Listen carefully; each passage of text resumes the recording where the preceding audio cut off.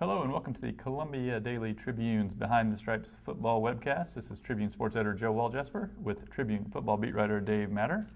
Dave, looking at the depth chart on Monday, the only positions that were still rated as even or undecided had to do with the attempts to kick a ball through uprights, the deep snapper situation and the kicker situation. Discuss how you see those playing out, and is it a bit of a worry that this close to the first game, you don't know who's going to be doing the kicking? I think the kicking is the one more to discuss. I couldn't tell you much about the two long snappers on PAT field goal. One's a redshirt freshman walk-on, one's a true freshman walk-on. So I haven't noticed some major snapping. Yeah, they haven't been too bad snapping, and the coaches have said the snapping has been and the holding has been much better. TJ Moe is going to be the holder. We know that much.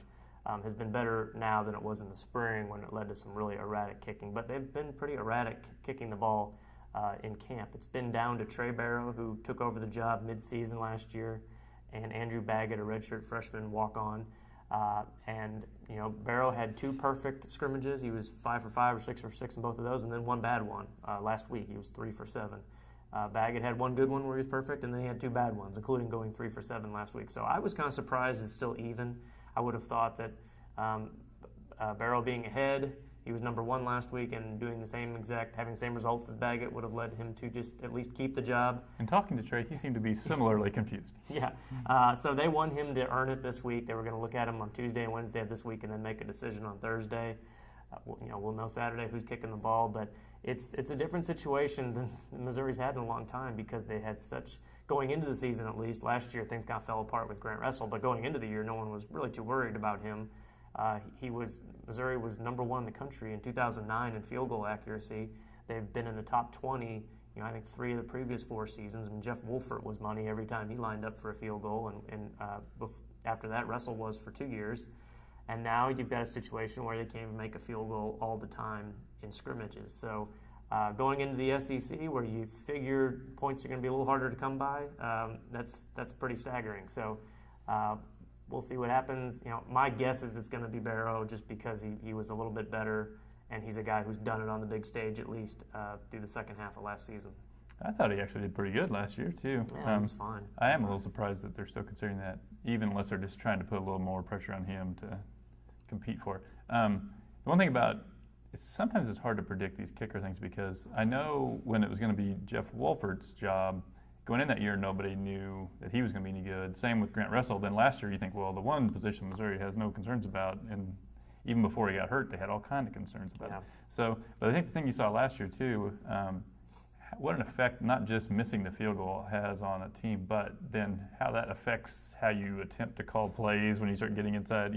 I think that really screwed Missouri up pretty, not just in the Arizona State game where they would have won it if he'd made that field goal, but like in the K-State game, he missed one, and it seemed like they were chasing points all day long. So I think that can have a pretty big impact, and so it's not, not a choice to be taken lightly, obviously. Right.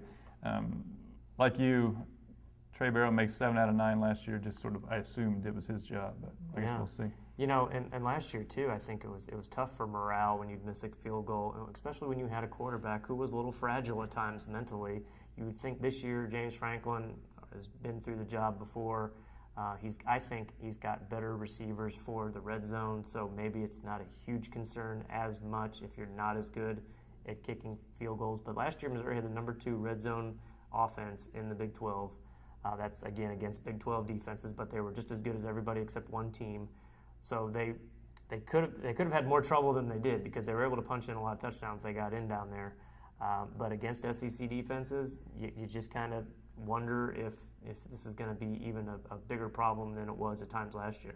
It sort of revisits an old topic where I think different coaches have different beliefs, but as far as recruiting a kicker, that's something that I think Pinkel did early on, and the kid didn't work out, and so now it's basically relied on walk-ons that you give scholarships after they prove it, and that's worked for him. But I mean, any thoughts on whether it's worthwhile to try to actively recruit kickers? Well, it's tough. I mean, the coaches say the kicking in high school is a lot different from kicking on the big stage in college, and the results that Missouri's had in giving out scholarships certainly prove that out. And I guess not just Pinkel. I mean, going back through the years. Yeah. And Larry Smith had a rough time. And the run they've been on with Wolfert and Russell, kind of just those guys falling into their lap.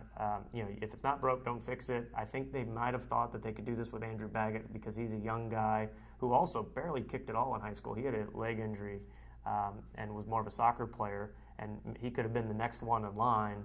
But it's not working out that way. At least it doesn't appear to be, because he struggled in the last 2 scrimmages.